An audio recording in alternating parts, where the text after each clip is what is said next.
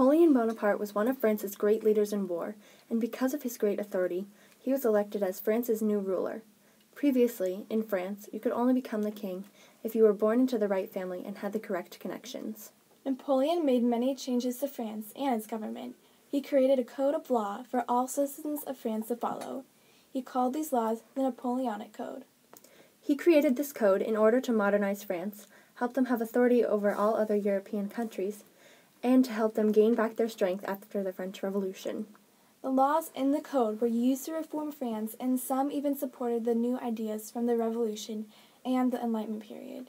These include creating a system for the government to collect taxes and establishing lycée, which were public schools run by the government. He also wanted to establish a stronger economy, so they created a national bank, which would collect all of government's money. These laws were applied to all territories under Napoleon's control. They were also applied to European countries, therefore making everyone equal. Some of these things that he established, which were non-beneficial, included restricting the rights of every individual citizen by diminishing their freedom of speech, renewing slavery, taking away the rights of women, and naming himself the emperor. To be emperor was a major title in France and was typically decided by the church, but early in his rule, Napoleon decided not to allow the church to have any major impact on the government. In his crowning ceremony, where the church would normally crown the new ruler, he took the crown and placed it on his own head, attempting to symbolize that he was the most powerful person.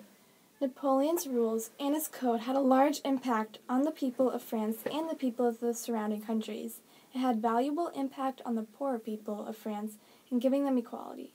This was because in the pre-revolution times, France had 3 estates. The estates were their social classes, or how they were divided.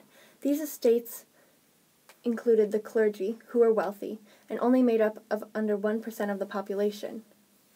They did not pay taxes, and they could make others give them 10% tax on the money they earned.